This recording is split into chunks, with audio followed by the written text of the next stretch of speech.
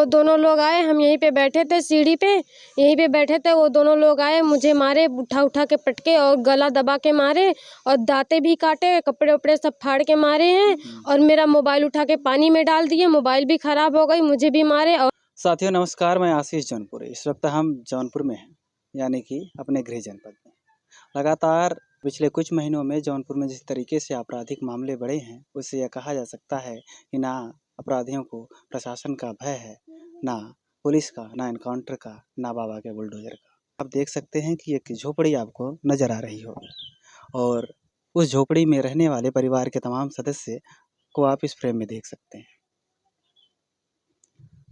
बेटी बचाओ, बेटी पढ़ाओ, महिला सशक्तिकरण और महिला सुरक्षा की दावा करने वाली यह सरकार, जब इस कहानी के बारे में बात करूंगा तो उन तमाम दावों का पोल खोलेगी यह कहानी।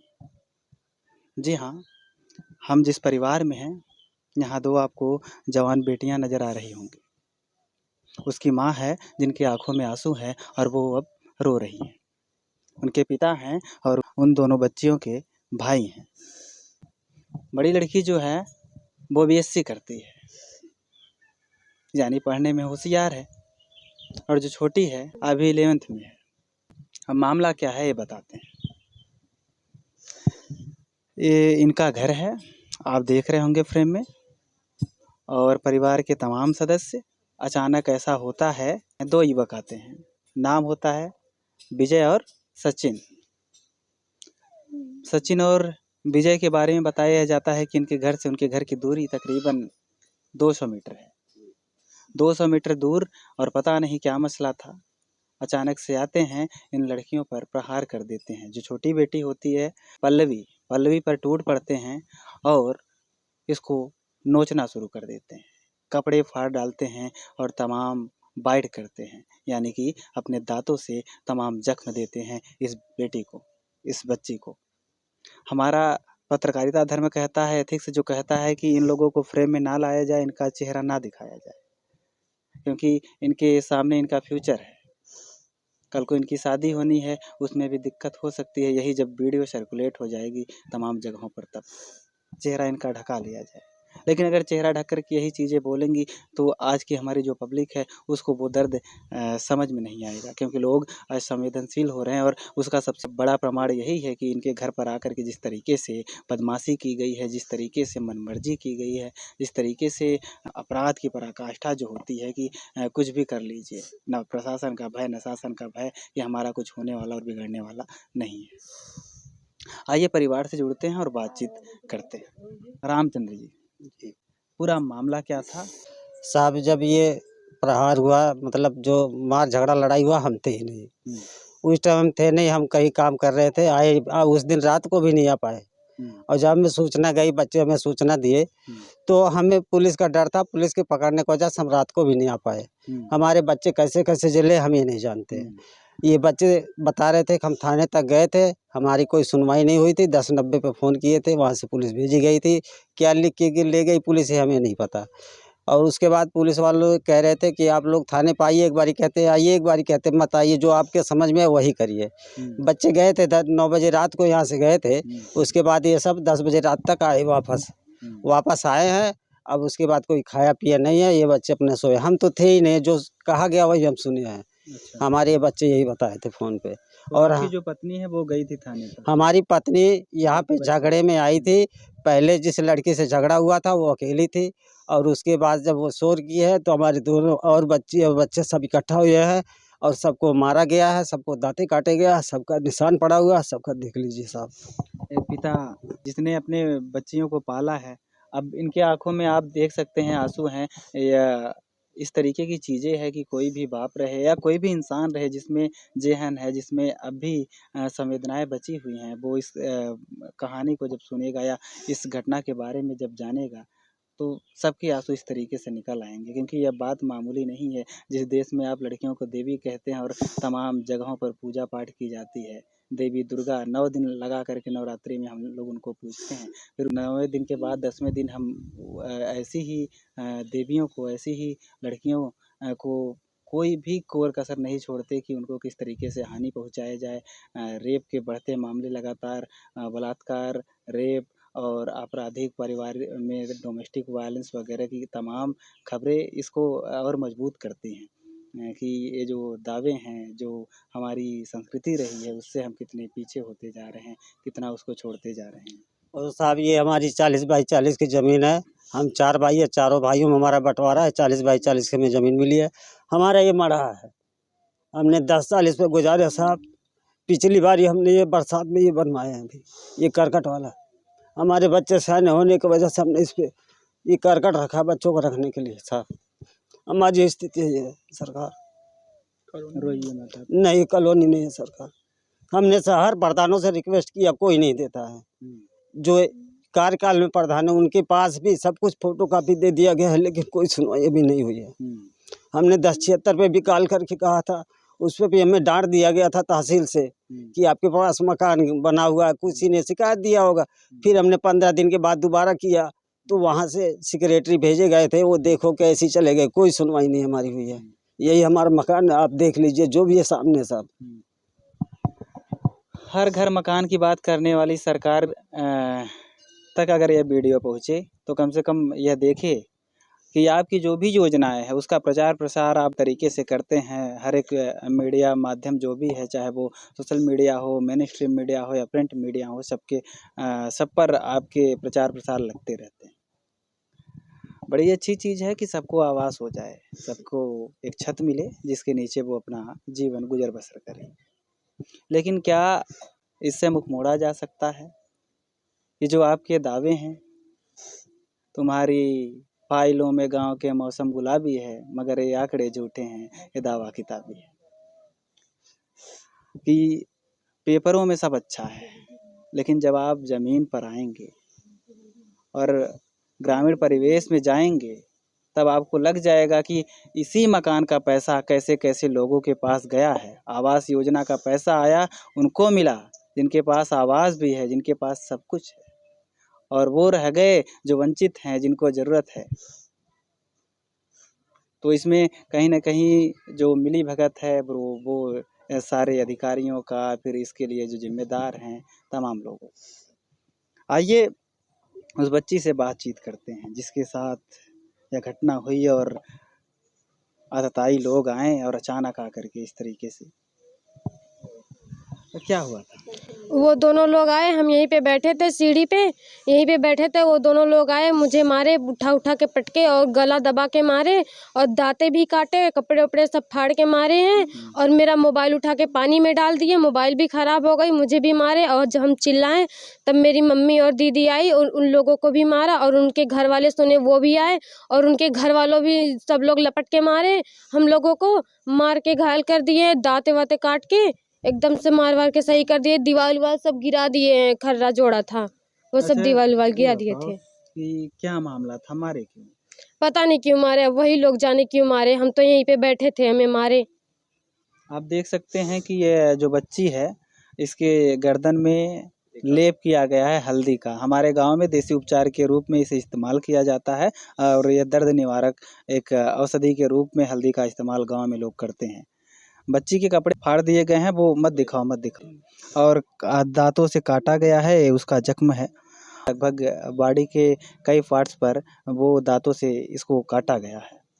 इसकी एक और छोटी बहन है, क्या नाम है? सुनैना। तुमको भी मारा पीटा गया? हाँ, हमको भी मारा है। अचानक से आया और पीटना शुरू कर दिया। और कह क्या रहे थे जब पीट रहे थे तो क्या? गाली दे रहे थे। और कह क्या रहे थे कि गाली? कह रहे थे कि जब रास्ते में पाएंगे तभी मारेंगे, अभी मारेंगे। तो मारेंगे क्यों? मतलब बेवजह मारेंगे कि रास्ते में पाएंगे और मारेंगे? ये हमको नहीं पता क्यों मारेंगे, पर मारेंगे बोल रहे थे कि हम लोग मारेंगे, इसी डर से हम लोग को स्कूल नहीं जाते। आपको बताऊं कि जो भी बच्चियां हैं, जितनी लड़कियां हैं, बेहद प्रतिभावान मुझे नज़र आ रही हैं। आप पल्लवी की बात करें, उसकी बड़ी बहन शिवांगी बीएससी कर रही हैं, और बीएससी करना ऐसे घर से निकलकर और घर से दूर, होता यही है कि इस तरीके का जब परिवार होता है तो इंटरमीडिएट ज़्यादा से ज़्यादा करवा के लड़की की शादी हाथ पीले कर दिए जाते हैं और लड़की विदा हो जाती है। लेकिन लड़की में वो कुव्वत रही है और इसके लिए इसके पापा संघर्ष करते रहे हैं और इकलौते कमाने वाले हैं, दैनिक मजदूरी करते हैं, कुछ पैसे होते हैं तो बच्चों की पढ़ाई लिखाई पर ध्यान देते हैं। ये हैं पल्लवी की माँ। क्या था, रोइए मत पहले। सर ये लड़किन की मेरी पल्लवी की पहले मार रहे थे, और जब हम लोग बाहर गए थे आए तो छुड़ाने, तो हम लोग के मारे, दांते काटे पीटे, मार और के भाग गए सचिन और विजय। इसके पहले भी मारपीट हुआ है आपके घर वालों नहीं नहीं, उन लोग से नहीं हुआ है किसी और मारपीट, से नहीं हुआ है? हुआ था, बहुत पहले हुआ था, आरी बगल से किसी से हुआ था, उसके बाद सुलह सपाट हो गया था, कुछ नहीं था। बाकी ये जो मारे हैं ना, समझ में नहीं आ रहा है क्यों मारते हैं ये लोग। वह मेरा खर्रा कुल दीवार जोड़ी थी, मारने के बाद मेरे बेटी के पूरा ईटा के सारा गिरा दिए, लात से ढकेल के, लाते से मारे, पेट में मारे, लात से मारे, पीठी में मारे, एड़ा से मारे, मार और के उसके बाद उन लोग भाग गए, आज तक हाजिर भी नहीं हुए हैं। और हम लोग थाने में गए, थाने वाले कहते हैं कि अब तक मुलजिम के पकड़े भी नहीं। 4 लोगों पर FIR हुआ है, मुकदमा कायम किया गया है और BNS 352, 351, 3 ये सब लगाए गए हैं, चार्जेज जो लगे हैं। तो अभी बताइए कि थाने पे गए, थाने पे क्या उन लोगों की अब तक गिरफ्तारी नहीं नहीं हुई? नहीं किए साहब, नहीं किए, यहाँ तो हम और लोग आप 3 लोगों दिन को गए। आप लोगों के साथ कैसा सलूक हुआ? क्योंकि थाने पर जब आम इंसान जाता है तो थाना बड़ा बदनाम।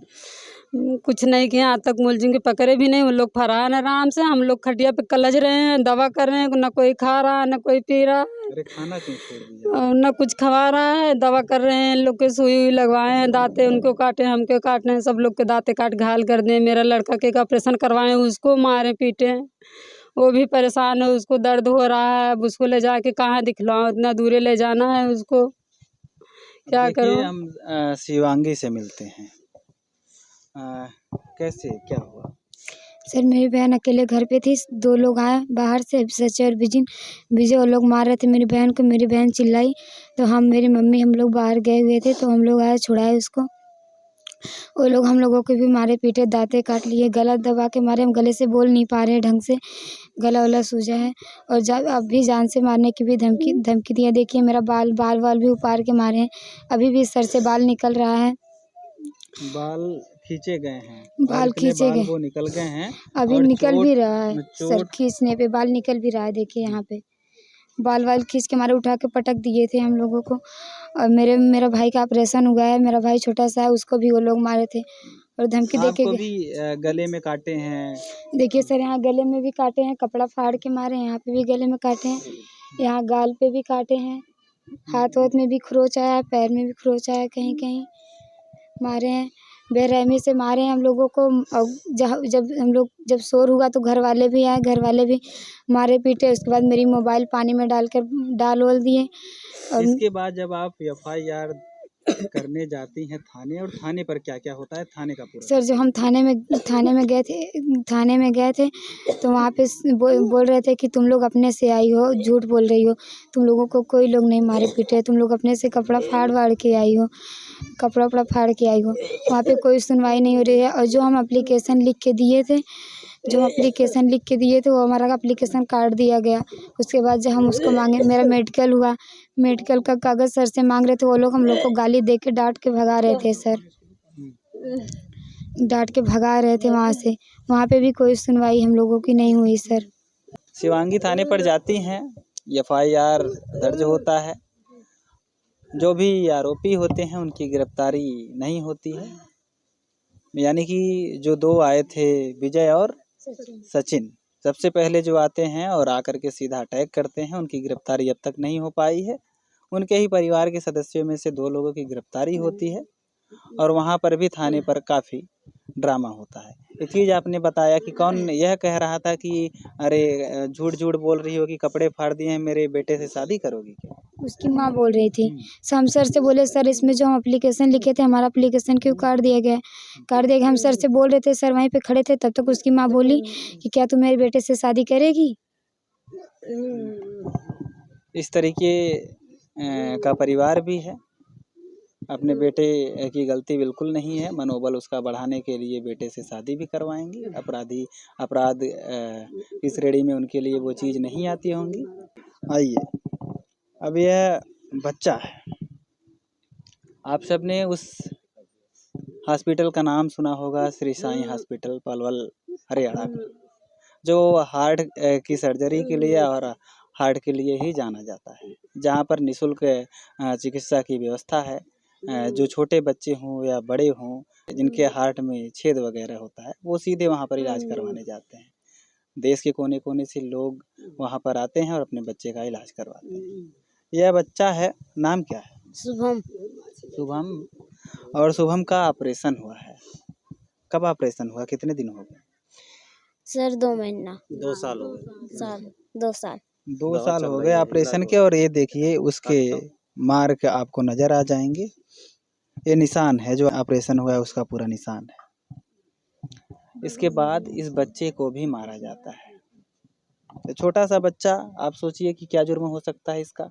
चलिए बड़ों का है, हो सकता है कोई मसला रहा हो, लेकिन बच्चे मन के सच्चे, और बच्चों से कैसी दुश्मनी।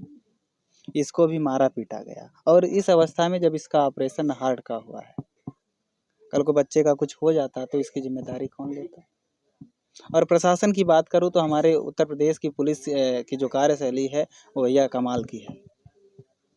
जो आप जब भी थाने पर जाएंगे तो इसी तरीके के जो ये बोल रहे हैं, हम लोग तो कई थाने पर जाते आते हैं और देखते हैं इस तरीके की चीज़ें होती रहती हैं, और जब आप जाइएगा तो आपको इसी तरीके से ट्रीट किया जाएगा। अनुराग यादव वाले केस में आपने देखा कि उसको बोला गया, जब आते रहे ये सच्चो राजा राम द्विवेदी जी, और यह कहते रहे कि यादव अहिरे अहिरे की लड़ाई है जान लेक मानी, तो धरती जो है वो खून मांग रही थी, एक ये सच्चों का कहना है। फिर सोचिए कि कार्यशैली कैसी है, प्रशासन पर सवाल उठेंगे लगातार। इसी तरीके से अगर आप लोग काम करते रहेंगे तो इसी तरीके से हम लोग सवाल उठाते रहेंगे। बाकी हम लोग को बड़ा प्रशासन से लेना देना नहीं है, किसी के दबाव में हम लोग काम नहीं करते हैं। जब फ्रीलांसर काम करते हैं, जहाँ जो गलत है उसको गलत कहेंगे। अब आइए FIR की कॉपी आपको दिखाते हैं। NCRB अब